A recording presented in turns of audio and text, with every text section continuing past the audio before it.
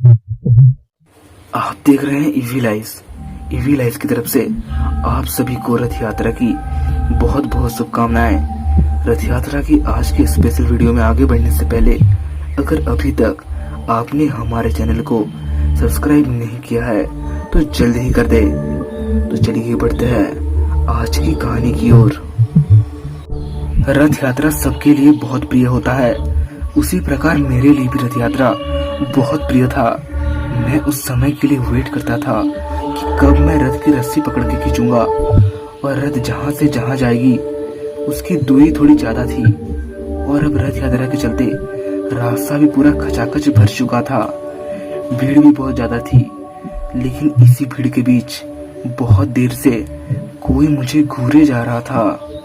उसको मैंने सही से देखने की बहुत कोशिश की, लेकिन हर बार मैं इसके लिए विफल रहा क्योंकि उसका चेहरा पूरा ढका हुआ था और वो बीच बीच में मुझे दूर से ही देखे जा रहा था। लेकिन मैं इस बात पर ज्यादा ध्यान न देते हुए रथ की रस्सी पकड़ने में लगा हुआ था।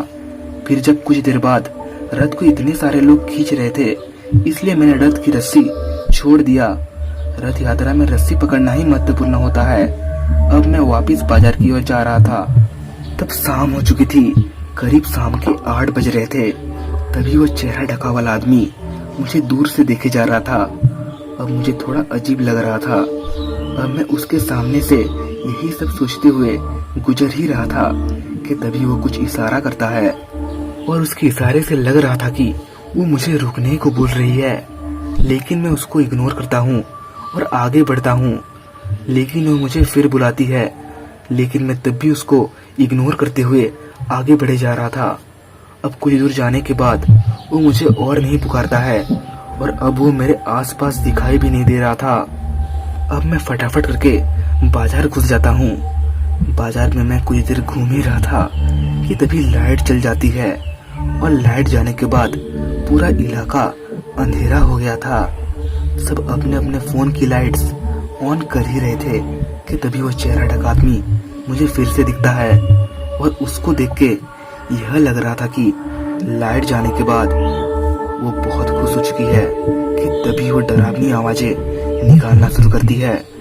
बाजार के सभी लोगों को पहले तो लगता है कि कोई मजाक कर रहा है, लेकिन अब वो चेहरा ढका आदमी अजीब तरह से एक बूढ़े आदमी को पकड़ लेता है और उसके गले को मरोड़ देता है, जिससे तभी उस बूढ़े आदमी की वहीं मृत्यु हो जाती है।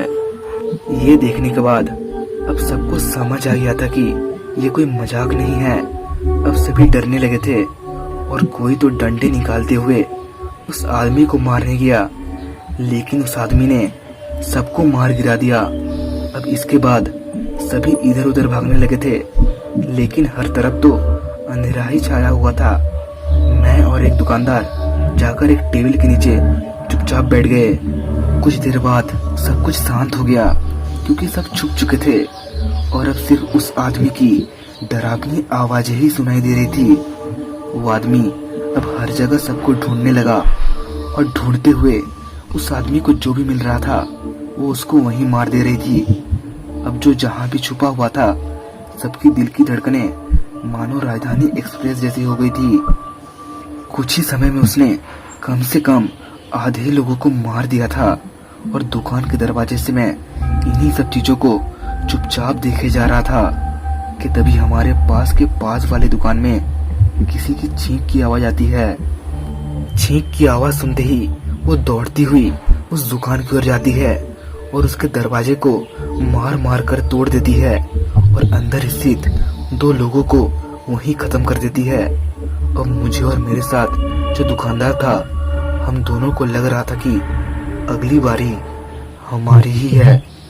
अब वो हमारे दुकान के दरवाजे की ओर बढ़ चुकी थी और मैं डर से कांपे जा रहा था। मैं और वो दुकानदार चुपचाप दीवार से सटके भगवान को पुकारे जा रहे थे। अब कुछ देर झांकने के बाद वो अलग तरफ जा ही रही थी।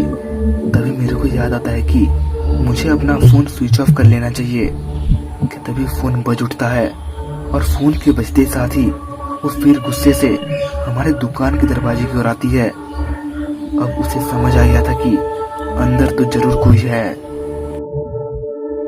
इस कहानी की अगली भाग उल्टे रथ के दिन को आएगी, इसलिए जल्द ही हमारे चैनल को सब्सक्राइब करके बेल आइकन को ऑन कर दे, जिससे इस कहानी की अगली भाग आने के साथ साथ सबसे पहले आप देख पाए।